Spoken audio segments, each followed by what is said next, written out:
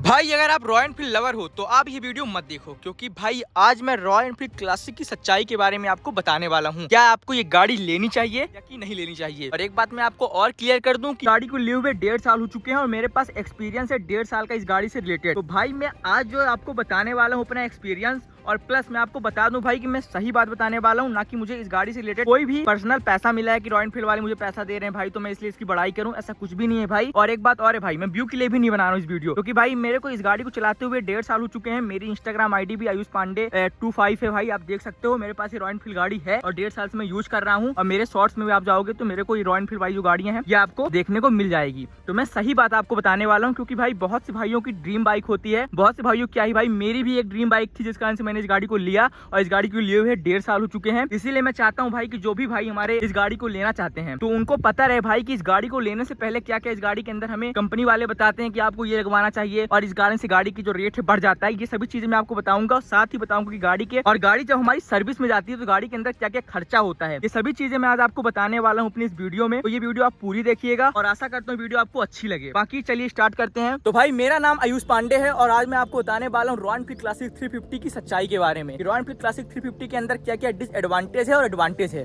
तो सबसे पहले तो हम बात कर लेते हैं डिसएडवांटेज के बारे में, क्या क्या इस गाड़ी के अंदर बुराइयां हैं, और फिर आपको बताएंगे गाड़ी के अंदर क्या क्या अच्छाइयां हैं। लेकिन भाई मैं आपको एक बात क्लियर कर दूं कि ये गाड़ी रॉयल एनफील्ड की सबसे बेटर दी बेस्ट गाड़ी थी और सबसे ज्यादा बिकने वाली गाड़ी थी। तो सबसे पहले तो इसकी गाड़ी की बुराई की बात कर लूं भाई कि इस गाड़ी के अंदर क्या क्या बुराइयां हैं। गाड़ी के अंदर मेरे हिसाब से भाई 3-4 बुराइयां ऐसे हैं जो कि खतरनाक ही हैं। तो चलिए बात करते हैं सबसे पहले उनकी। तो भाई इस गाड़ी के अंदर जो सबसे पहली बुराई है वो है गाड़ी के ब्रेक शू से रिलेटेड, क्योंकि भाई इस गाड़ी के अंदर जो ब्रेक शू आपको देखने को मिलता है भाई, ये गाड़ी सबसे पहले मैं आपको बता दूं कि ये गाड़ी डुअल डिस्क के साथ नहीं आती है बल्कि सिंगल डिस्क के साथ आती है ये गाड़ी, जिस कारण से इस गाड़ी के अंदर हमें पिछले वाइट टायर में केवल ड्रम देखने को मिलता है, डिस्क ब्रेक और एबीएस नहीं मिलता है। और जब ड्रम देखने को मिलता है तो जो हमारा ब्रेक शू है भाई, सिंपल सी बात है भाई कि जो रॉयल एनफील्ड क्लासिक है हमारी भाई 350 सीसी का इंजन लेके जब मार्केट में चलती है कि हाईवे में चलती है तो इसे रोकना थोड़ा मुश्किल हो जाता है भाई, जिस कारण से ड्रम में ताकत पड़ती है, जिस कारण से जो इसका ब्रेक शू है बहुत ज्यादा घिसने लगता है। तो भाई पहला चीज तो यह है कि गाड़ी के अंदर डिस्क ब्रेक ना होने के कारण इसका जो ब्रेक शू है बहुत जल्दी घिस जाता है, और ब्रेक शू भाई महंगा ही पड़ता है, सस्ता नहीं पड़ता है भाई। दूसरी चीज भाई जो इसका चैन है, चैन से रिलेटेड भाई कोई भी गाड़ी आप ले लो इस गाड़ी रॉयल एनफील्ड की,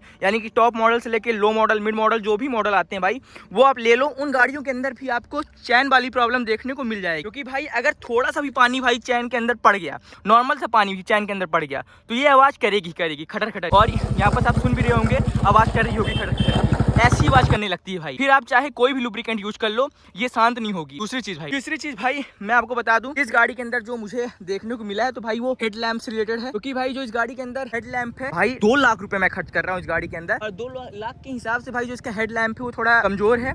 सामने से अगर कोई गाड़ी आ रही है, सामने वाली गाड़ी की जो लाइट है सीधे हमारे आंख में पड़ती है, और इस गाड़ी की जो लाइट है भाई वो तो नॉर्मली है, ज्यादा खास नहीं है। तो बुलेट के हिसाब से भाई, क्लासिक के हिसाब से भाई इस गाड़ी की जो लाइट है थोड़ी तेज होनी चाहिए थी, लेकिन नहीं दिया गया है। कोई बात नहीं भाई, अब तो हाइलोजन नहीं आता है, अब तो एलईडी आने लगा है। चौथी चीज भाई जो इस गाड़ी के अंदर मुझे देखने को मिली है वो ये है भाई कि इस गाड़ी का जो ब्रेक है थोड़ा पिछला वाला ब्रेक ज्यादा कमजोर है यहाँ पर, तो ये इन गाड़ियों की इस गाड़ी की बुराई है। और जो मेन बुराई है जो कि सबसे ज्यादा हर रॉयल एनफील्ड के गाड़ियों के अंदर देखने को मिल रही है वो है इसके डिजिटल मीटर से रिलेटेड, यानी कि डिजिटल मीटर से रिलेटेड ये प्रॉब्लम भाई कि जो डिजिटल मीटर है वो एक समय के बाद आपको ना तो टाइम सही बताएगा और ना तो तेल सही बताएगा, यानी कि आपकी गाड़ी के अंदर कितना पेट्रोल भरा हुआ है वो सही नहीं बताएगा। और भाई पेट्रोल की बात करूं तो गाड़ी के अंदर पेट्रोल का जो ये नेविगेशन बार है भाई यहाँ पास ये देख सकते हो आप, ये थोड़ा प्रॉब्लम क्रिएट करता है, क्योंकि ये सही नहीं बताता है। गाड़ी के अंदर जब टंकी फुल हो जाती है तो भाई ये फुल तो हो जाता है, बाकी मतलब सही बताता है, लेकिन भाई कभी कभी जैसे अभी देखो हमारे गाड़ी के अंदर इतना तेल नहीं जितना तेल बता रहा है भाई। मैं सही बताऊं तो मेरी गाड़ी के अंदर 2 गोटी है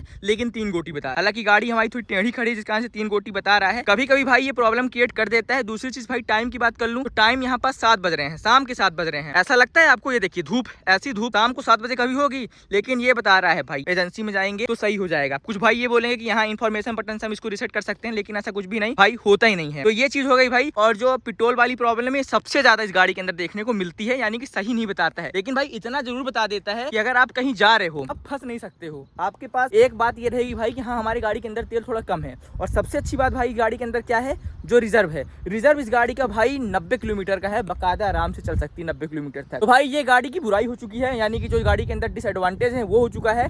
अब मैं एडवांटेज की बात करता हूँ। तो पहला एडवांटेज तो आप यही पकड़ लो, जो गाड़ी का रिजर्व है 90 किलोमीटर का रिजर्व है, गाड़ी आराम चलती है, एक चीज। दूसरी चीज गाड़ी के अंदर फीचर्स अच्छे खासे मिलते हैं भाई। पहली चीज तो हेडलाइट लाइट जो कि बुलेट के स्टाइल को एक नंबर कर देती है। दूसरी चीज, तीसरी चीज भाई इस गाड़ी के अंदर हमें गाड़ी को चलाते चलाते हमें क्या एक्सपीरियंस हुआ है भाई। तो भाई इस गाड़ी के अंदर डिजिटल मीटर रिलेटेड जो भी बात थी मैं आपको बता चुका हूँ, प्रॉब्लम्स रिलेटेड वो बात मैं आपको बता दिया हूँ। लेकिन भाई जो मेरा एक्सपीरियंस रहा है वो ये है भाई कि एक समय बाद जो ये चीज है, ये देखिए, ये हिलने डुलने लगता है। बाकी गाड़ी के अंदर कंपन नहीं है, लेकिन ये ऐसे ऐसे हिलने ही लगेगा। एक चीज, 1.5 साल हो गया मुझे गाड़ी चलाते हुए, जिस कारण से मैं आपको बता रहा हूँ एक चीज। दूसरी चीज, हेडलाइट लाइट एक नंबर है। हेडलैम्प की प्रॉब्लम थी हमारी इस गाड़ी में, जो कि नॉर्मल है। लेकिन सीट कंफर्ट की बात करूँ भाई तो सीट कंफर्ट एक नंबर है। सीट कंफर्ट के मामले में तो भाई इसको 10 ऑफ 10 देना ही पड़ेगा। दूसरी चीज, परफॉर्मेंस की बात करूँ तो भाई परफॉर्मेंस के मामले में भी इसको 10 ऑफ 10 ही देंगे हम। और ये गाड़ी रॉयल एनफील्ड अब नहीं बनाती है भाई, मैं आपको बता दूं, क्योंकि ये एडिशन रॉयल एनफील्ड वालों ने बंद कर दिया है। इसका स्पेशल एडिशन आना स्टार्ट हो गया भाई। दूसरा एडिशन आ गया जिसमें आपको हेडलैम्प एलईडी देखने को मिल जाती है, और जो कि साइड लाइट है वो भी एलईडी देखने को मिलती हैं। तो ये अब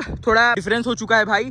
लेकिन जो भी भाई अगर इस गाड़ी को लेना चाहते हैं, इस गाड़ी को उनका लेने का मन है, तो आप शोरूम में जाके आप बात कर सकते हो, इस गाड़ी को परचेस कर सकते हो। और मैं आपको एक बात बता दूं भाई, इस गाड़ी से ज्यादा अच्छी कोई दूसरी गाड़ी हो ही नहीं सकती भाई। इस गाड़ी को मैं 10 ऑफ 10 दूंगा, क्योंकि भाई थोड़ी बुराइयां इस गाड़ी के अंदर, लेकिन अच्छाइयों के मामले में बात करूँ तो भाई थोड़ी बुराइयां इस गाड़ी के अंदर, लेकिन अच्छाइयों के मामले में बात करूँ तो भाई ये एक नंबर है भाई ये गाड़ी। लेकिन जो भाई भी हमारी गाड़ी लेना चाहते हैं तो वो एक बार डुअल की ओर जा सकते हैं। बाकी ये वाला सेगमेंट उनको अब नहीं मिलेगा। मामले में तो गाड़ी एक नंबर है, और परफॉर्मेंस के मामले में भी गाड़ी एक नंबर है। इस गाड़ी का कोई तोड़ नहीं है भाई। और जो डिसएडवांटेज थे वो थोड़े बहुत हैं भाई, जो कि कंपनी के हिसाब से मिलते हैं। अब मैं बात कर लेता हूँ भाई कि इसके सर्विस में कितने पैसा लगता है। तो भाई सर्विस में कोई पैसा नहीं लगता सिवाय ऑयल के। जब ऑयल चेंज होता है उसका पैसा लगता है भाई। और हर एजेंसी का अलग अलग अपना होगा भाई, वो मैं नहीं बता सकता हूँ, लेकिन इतना जरूर बताऊंगा भाई। फिर उसके बाद जो भी गाड़ी के अंदर पार्ट चेंज होंगे उसके अलग पैसे लगेंगे। अब मैं बात कर लेता हूँ भाई, अगर आप गाड़ी लेने जा रहे हो तो आपको कंपनी के अंदर क्या क्या नहीं लगवाना है, यानी कि शोरूम के अंदर क्या क्या नहीं लगवाना। क्योंकि भाई अब पहली बार जाते हो, आपको पता नहीं रहता, आप लगवा लेते हो। पहली चीज तो भाई ये है कि लेग गार्ड, जो इस गाड़ी के अंदर आपको लेग गार्ड देखने को मिल रहा है भाई, ये लेग गार्ड आप बाहर से भी लगवा सकते हो। बाकी अगर आपको लगवाना है तो आप आराम से लगवा सकते हो एजेंसी से, लेकिन अगर नहीं लगवाना चाहते हो तो आप बाहर से भी लगवा सकते हो,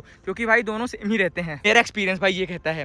दूसरी चीज भाई, जो कि यहाँ पास इंजन गार्ड आपको देखने को मिल रहा है, ये भी आपको बाहर से मिल जाएगा, आप बाहर से लगवा सकते हो। ग्रिल वगैरह तो भाई मैं बाहर से ही लगवाया हूँ, और जो एजेंसी से मैं लेग गार्ड एजेंसी से ही लगवाया हूँ भाई। तो भाई एजेंसी से लगवाने के बाद जो भाई मेरे बाहर से लगवाए हैं लेग गार्ड, उनका लेग गार्ड और मेरे लेग गार्ड में बहुत अंतर है। इसीलिए भाई मैं आपको अपना एक्सपीरियंस दे रहा हूँ कि आप बाहर से लगवाओ, ज्यादा अच्छा रहेगा। और भाई गाड़ी के अंदर हॉर्न देखने को नहीं मिलता है अच्छा खासा, ये भी आपको बाहर से ही लगवाना पड़ेगा। बाकी गाड़ी एक नंबर है, परफॉर्मेंस भाई भी, और हर एक चीज में भाई गाड़ी एक नंबर है। और रॉयल एनफील्ड वालों ने ये गाड़ी बंद कर दी है, यानी कि ये सेगमेंट लाना बंद कर दिया है। अब इसी सेगमेंट में अभी शायद मेरे हिसाब से वो सेगमेंट आता है जिसका यहाँ पास आप देखेंगे सॉकअप के पास यहाँ पास भाई ब्लैक आने लगा है, पूरा ऑल ब्लैक आने लगा है, वो चीज आने लगी है भाई। वो गाड़ी भी एक नंबर, उसको आप परचेस कर सकते हो। बाकी भाई इस गाड़ी के टक्कर में कोई दूसरी गाड़ी नहीं है। तो उम्मीद करता हूँ वीडियो आपको अच्छी लगी हो। और भाई एवरेज की बात कर लूँ तो गाड़ी के अंदर हमें 30 का एवरेज देखने को मिलता है भाई। गाड़ी ये 30 का एवरेज देती है भाई। गिरी हालत में भाई 25 से 22 का एवरेज देगी, बाकी 30 इसका हाईवे का एवरेज है भाई, मेरे हिसाब से, मेरा रियल एक्सपीरियंस। और भाई मेरे एक्सपीरियंस के अंदर भाई इस गाड़ी के अंदर ऐसी कोई प्रॉब्लम नहीं आई है।